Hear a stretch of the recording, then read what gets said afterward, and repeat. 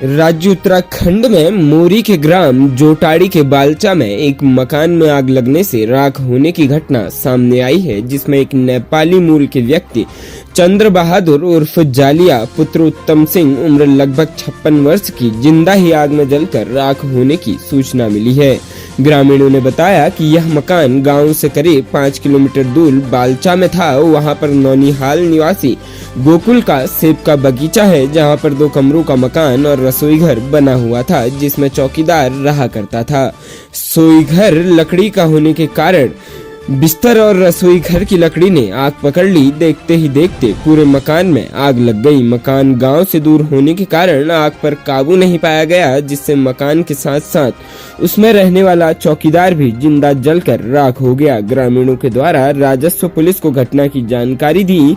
राजस्व पुलिस उप निरीक्षक रामराज रावत अपनी टीम के साथ घटना स्थल पर पहुंचकर नुकसान का जायजा लिया। साथ में मृतक के शव के बचे हुए अवशेष को इकट्ठा करके रविवार को पोस्टमार्टम के लिए नौगांव भेज दिया गया है।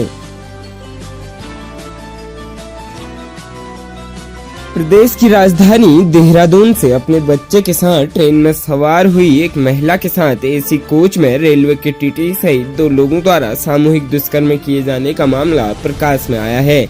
मामले में मुकदमा दर्ज करने के साथ आरोपी टीटी को निलंबित कर दिया गया है। प्राप्त जानकारी के अनुसार संभल की चंदौसी की रहने वाली पीड़ित महिला ने जीआरपी में शिकायत कर बताया है कि बीती 16 जनवरी को वह बच्चे सहित देहरादून से प्रयागराज जाने वाली लिंक एक्सप्रेस का इंतजार कर रही थी। उसके बाद जनरल क्लास का टिकट था। इसी बीच उसकी मुलाकात अपने पूर्व परिचित टीटी राजू सिंह से हुई। राजू ने उसे और उसके बच्चे को एसी बोगी में बैठा दिया। बाद में रात लगभग 9:55 में राजू अपने एक और साथी के साथ उसके कोच में आया और उसे पीने के लिए पानी दिया।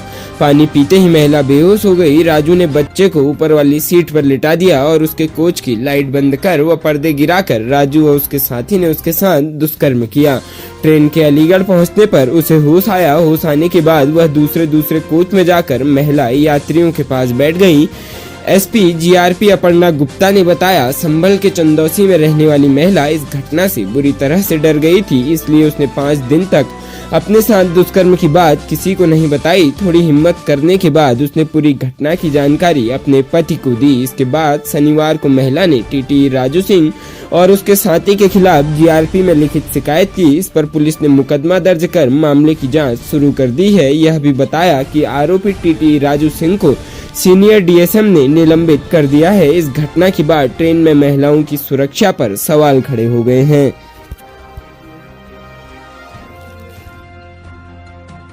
राज्य उत्तराखंड की राजधानी देहरादून से एक बड़ी खबर सामने आ रही है, जहां धर्मपुर में एक मकान में एक युवक और युवती ने आत्महत्या कर ली। दोनों के शव कमरे में पड़े मिले। घटना धर्मपुर कब्रिस्तान वाली गली की है।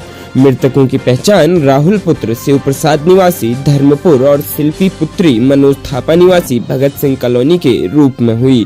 आज सोमवार सुबह राहुल ने जब दरवाजा नहीं खोला तो घर वालों को चिंता हुई। काफी खटखटाने के बाद भी कोई उत्तर नहीं आया। घर वालों ने दरवाजा तोड़ा तो अंदर का नजारा देखकर चौंक गए। अंदर एक लड़की का शव भी पड़ा हुआ था। सीओ नेहरू कॉलोनी अनिल कुमार जोशी ने बताया है कि दोनों के पास से एक सिरिंज मिली है। माना जा रहा है कि दोनों ने एक दूसरे को जहर का इंजेक्शन दिया है। दोनों ने आत्महत्या की है। राहुल मैक्स अस्पताल में नर्सिंग असिस्टेंट था, जबकि लड़की भी पहले मेडिकल क्षेत्र में ही काम करती थी। लड़की राहुल के पास आई या राहुल उसे लेकर आया था, इसका अभी तक पता नहीं चल पाया है। राहुल के परिजन भी लड़की के बारे में बहुत ज्यादा नहीं जानते हैं। इसे प्रेम प्रसंग से ही जोड़कर देखा जा रहा है।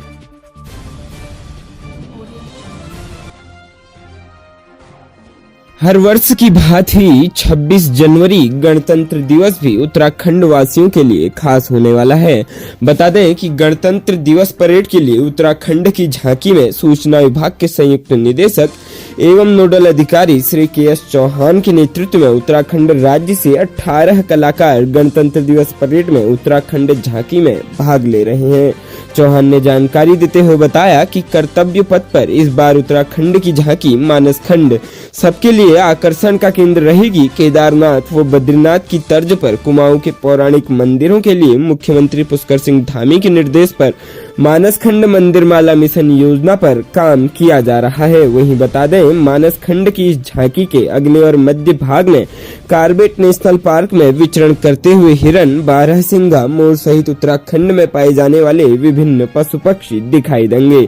साथ ही इस झांकी में जागेश्वर मंदिर को दर्शाया गया है। वहीं झांकी के साथ उत्तराखंड की लोक संस्कृति को प्रदर्शित करने के लिए छोलिया नृत्य का दल सम्मिलित होगा। इसके अतिरिक्त झांकी का थीम सॉन्ग उत्तराखंड की लोक संस्कृति पर आधारित होगा।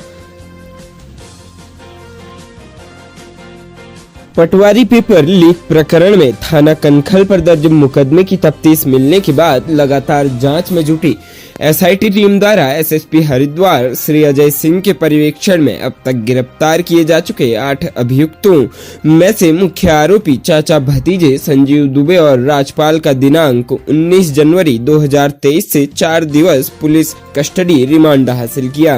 कस्टडी रिमांड के दौरान मिली अहम जानकारी के आधार पर एसआईटी ने प्रकरण से संबंधित कई संदिग्ध दस्तावेज व अन्य सामग्री बरामद की गई।